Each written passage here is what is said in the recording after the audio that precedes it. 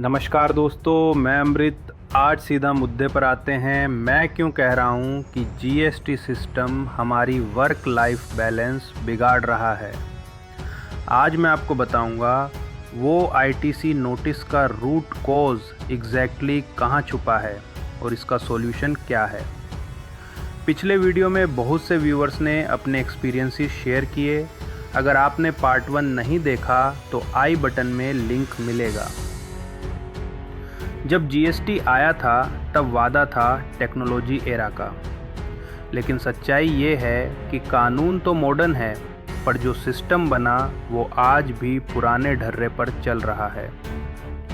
इस पूरे स्ट्रेस की जड़ है आईटीसी यानी इनपुट टैक्स क्रेडिट। आज एक टैक्स पेयर को क्या करना पड़ता है? सप्लायर का डेटा निकालो, अपनी बुक्स खोलो और हर इनवॉइस को मैन्युअली मैच करो। ये डिजिटल इंडिया नहीं, ये तो डिजिटल क्लेरिकल वर्क है। अब एक रियल एग्जांपल समझिए और ध्यान से सुनिए, क्योंकि यही है वो रूट कॉज जो लाखों नोटिस की वजह बनता है।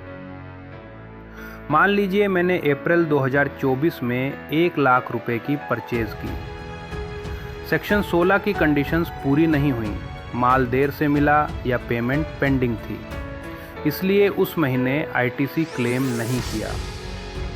कानून कहता है कि हम नवंबर 2025 तक आईटीसी ले सकते हैं, इसलिए मैंने मई 2025 की जीएसटी R3B में आईटीसी क्लेम किया। कानूनन मैं 100% सही हूँ, लेकिन सिस्टम क्या करता है? वो मई 2025 की जीएसटी R2B देखता है, जहाँ वो इनवॉइस नहीं दिखता क्योंकि वो पिछले साल का है, और तुरंत नोटिस भेज देता है एक्सेस आईटीसी क्लेम्ड। और टैक्स पेयर डॉक्यूमेंट्स ढूंढो, एक्सप्लेनेशन लिखो, सीए फीस भरो, रिप्लाई सबमिट करो। सिस्टम को ये क्यों नहीं पता कि आईटीसी क्रॉस ईयर क्लेम हो सकता है? सर्कुलर निकले, रिक्लेम लेजर आया, लेकिन ग्राउंड रियलिटी ये है कि ऑफिसर्स आज भी सिर्फ 2B वर्सेस 3B का टोटल कंपेयर करते हैं। इसीलिए अकाउंटेंट्स की ज़िंदगी जीएसटी रिकन्सिलिएशन में ही निकल जाती है। लेकिन क्या कोई सोल्यूशन हो सकता है?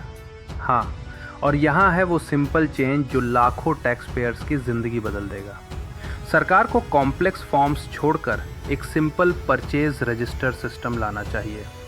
टैक्स पेयर बस अपना एक्सेल अपलोड करे प्रिस्क्राइब्ड फॉर्मेट में, और उसमें एक रिमार्क्स कॉलम हो। P equals postpone, IE equals ineligible, A equals accepted. अगर आपने P लिखा तो सिस्टम उसे सीधे कैरी फॉरवर्ड रजिस्टर में डाल दे।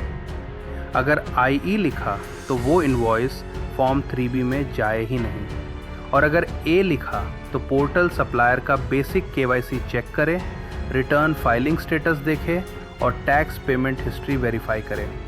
अगर सब ठीक हो तो A को यूटिलाइज में कन्वर्ट करे और वो अमाउंट अपने आप फॉर्म 3B में जुड़ जाए।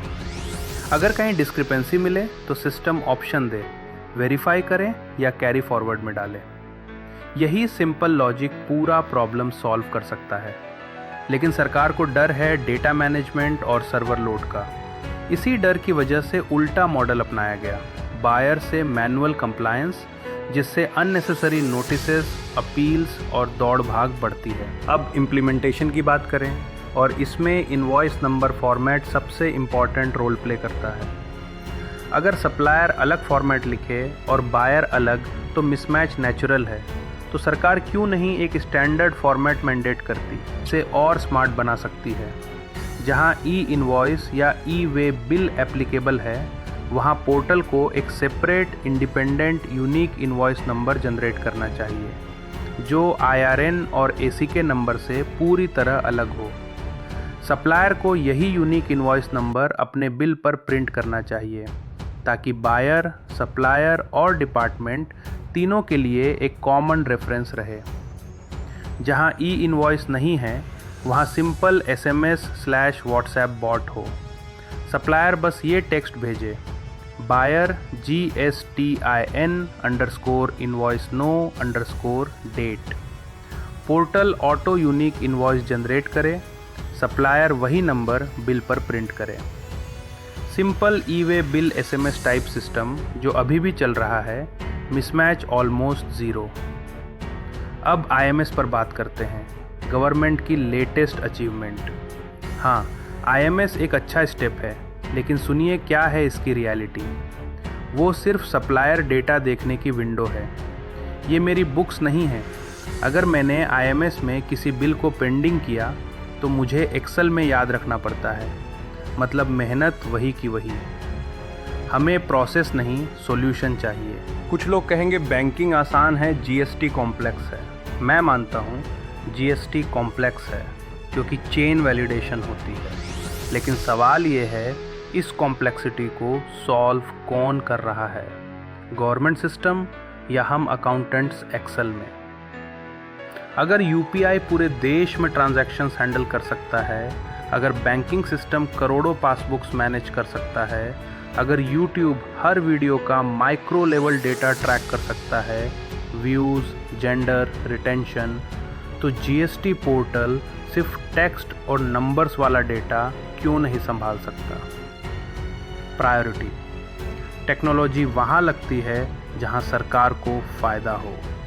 Late fee, instant calculate, interest, perfect calculation, लेकिन टैक्स पेयर की हेल्प, वहाँ टेक्निकल कंस्ट्रेंट्स। वाह, क्या सिलेक्टिव इंटेलिजेंस है। इसका मतलब साफ है, ये टेक्निकल इशू नहीं, इम्प्लीमेंटेशन प्रायोरिटी का मामला है। जो मैं सजेस्ट कर रहा हूँ, PIEA लॉजिक, ये सब टैली, एक्सेल, ERP में दशकों से यूज़ हो रहा है। मैं कोई नया कानून नहीं मांग रहा, बस पोर्टल को वही लॉजिक फॉलो करने को कह रहा हूँ जो हम रोज़ फॉलो करते हैं। इसलिए ये सॉल्यूशन सिर्फ पॉसिबल नहीं, ज़रूरी है। लेकिन 1-2 साल बाद लोग खुद बोलेंगे अब नोटिस नहीं, अपील नहीं, सब स्मूथ। अकाउंटेंट्स का काम रहेगा, लेकिन स्ट्रेस कम होगा, क्लैरिटी बढ़ेगी। सिस्टम बन गया, न मिसमैच होगा, न नोटिस आएगा, न टेंशन रहेगी। हाँ, सरकार को इन्वेस्टमेंट करनी पड़ेगी, लेकिन ये कॉस्ट ऑनेस्ट टैक्स पेयर्स के लिए है, उन्हीं की ज़िंदगी आसान करने के लिए है। यही असली ईज़ ऑफ डूइंग बिजनेस है। क्या आप इस आइडिया से सहमत हैं? कमेंट में यस लिखिए।